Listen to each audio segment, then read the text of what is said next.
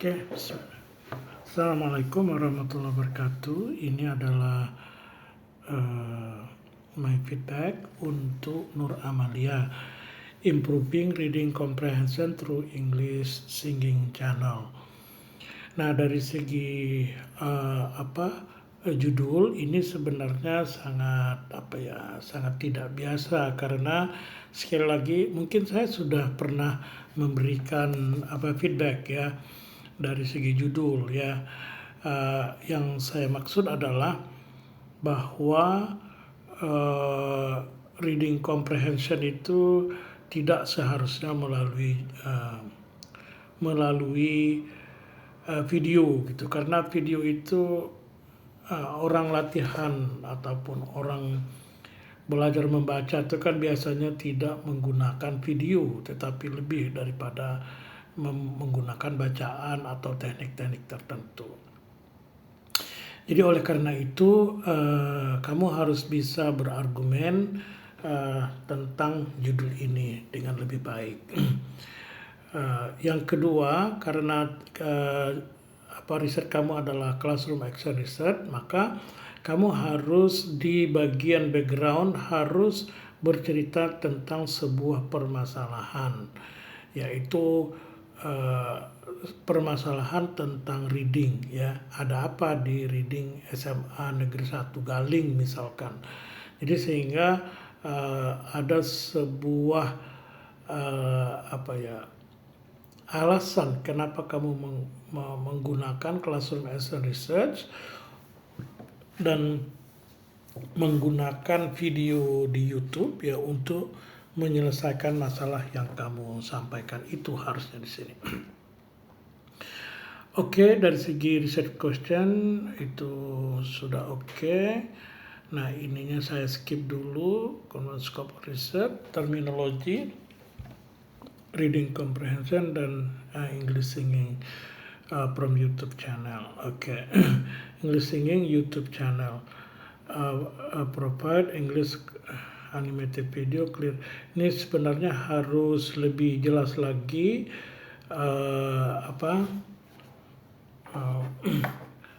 penjelasan tentang channel ini, yaitu bukan hanya seperti ini, tetapi mungkin ada screenshot tentang channel itu, dan yang lebih penting adalah link channel yang kamu maksud.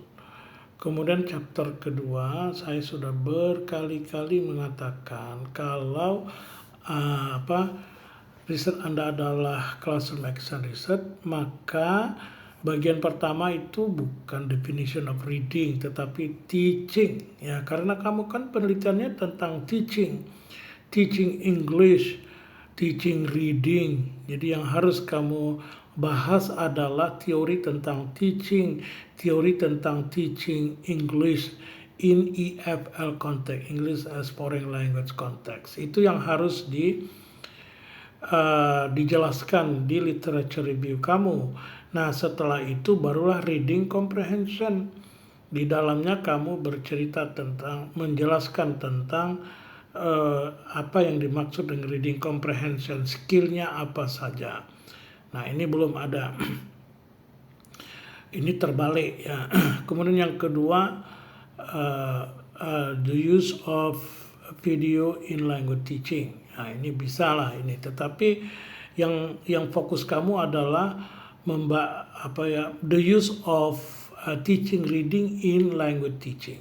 Nah, saya sangat yakin kamu akan kesulitan mencari referensinya, karena sekali lagi video itu bukan untuk mengajar reading sebenarnya, tetapi lebih kepada speaking atau listening ya. Tapi ya silakan aja nanti kamu membahasnya di bagian literature review ini. Kemudian riset metodologi. Nah, riset metodologi yang pertama itu riset desain, itu sudah benar, judulnya doang nih benar nih. Karena di isinya ini kamu harusnya bercerita tentang apa itu classroom action research. Kemudian bagaimana prosesnya. Nah, di dalam classroom action research tidak ada yang namanya pre-test post-test ya. Itu salah konsep itu. Nah, harusnya yang kamu jelaskan adalah bukan yang ini ya, tetapi yang mana nih? Mana tahapan? Ini dia prosedur Classroom Action Research. Jadi kamu harus sebenarnya berbicara tentang ini ya. Nah, di dalam pembahasan riset desain, karena kamu harus menjelaskan desain riset itu seperti apa. Kalau Classroom Action Research itu yaitu ada langkah planningnya dulu, kemudian action, observing, kemudian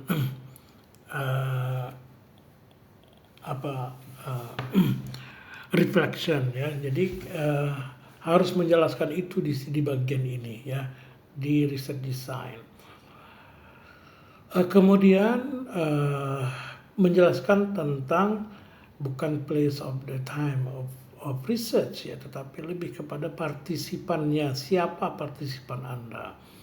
Bukan di mana menyelenggarakannya, tidak, karena kita tidak perlu tahu dimanapun Anda menyelenggarakan menyelenggarakan penelitian ini tidak perlu tahu kita di SMA manapun, oke, silakan, tapi tak perlu disebut namanya. Yang perlu dijelaskan adalah siapa partisipannya. Jadi misalkan anak SMA kelas 1 misalkan seperti itu, atau SMA kelas 2 masalahnya tuh begini begitu. Jadi penjelasan tentang partisipannya itu, deskripsi tentang siapa yang terlibat di dalam penelitian ini, itu yang lebih penting. Nah, ini cycle 1, cycle 2 tadi sebenarnya harus ada di sini penjelasannya ya. Dan kalau di proposal yang kita jelaskan bukan cycle 1, cycle 2, ini seperti sudah hasil penelitian. Karena cycle 2 itu kan tidak bisa kita ceritakan kalau hal itu belum terjadi. Jadi kalau di dalam Classroom Action Research, harusnya yang menjadi rencana kita atau skenario kita adalah ini ya, di cycle 1. Tapi tidak perlu disebut sebagai cycle 1, tapi proses daripada Classroom Action Research yang akan kamu lakukan. Ya, seperti yang saya katakan tadi, ada planning, ada action, ada observing, dan reflection. Nah, selanjutnya yang paling penting juga adalah di sini adalah instrumen atau tool of data collection. Kamu harus menjelaskan tentang tool of data collection ya, yaitu kira-kira instrumen apa yang akan kamu pakai di dalam riset kamu. Ya, kalau Classroom Action Research biasanya itu adalah tes ya, kemudian observasi. Jadi menggunakan tes dan menggunakan observasi. Kemudian kamu jelaskan tesnya tes apa, jelaslah tes reading comprehension, tetapi bagaimana, seperti apa, dan lain sebagainya, itu kayak kisi-kisi soalnya seperti apa. Nah, itu yang harus dijelaskan. Tentunya kisi-kisi itu sesuai dengan pembelajaran yang ada di sekolah yang akan kamu lakukan ya. Kemudian di bagian terakhir sebelum bibliografi adalah analisis data. Jadi kalau analisis data di dalam Classroom Action Research minimal ada 2 jenis, yaitu kuantitatif dan kualitatif. Kalau kuantitatif mungkin ya bagaimana kamu memproses, menilai, dan mengkalkulate atau menghitung ya. How you calculate the data from test misalkan. Yang bagian 2 adalah kualitatif data. Jadi bagi kualitatif data itu kan seperti observasi tadi, observasi kelas, catatan-catatan penting ketika terjadi perkuliahan atau sekolah ya, pembelajaran. Nah, itu kan pasti catatan-catatan berupa deskripsi. Maka oleh karena itu adalah data kualitatif. Nah, kualitatif itu nanti biasanya dengan thematical analysis. Nah, setelah itu baru bibliografi. Ya sudah, bibliografi harus menggunakan APA style ya, seperti ini kayaknya sudah oke. Asalkan semua yang muncul di teks itu harus ada muncul di sini.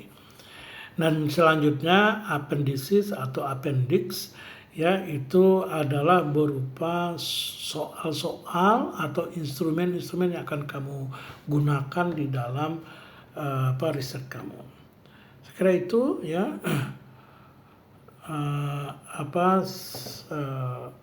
feedback dari saya, silakan untuk di follow up.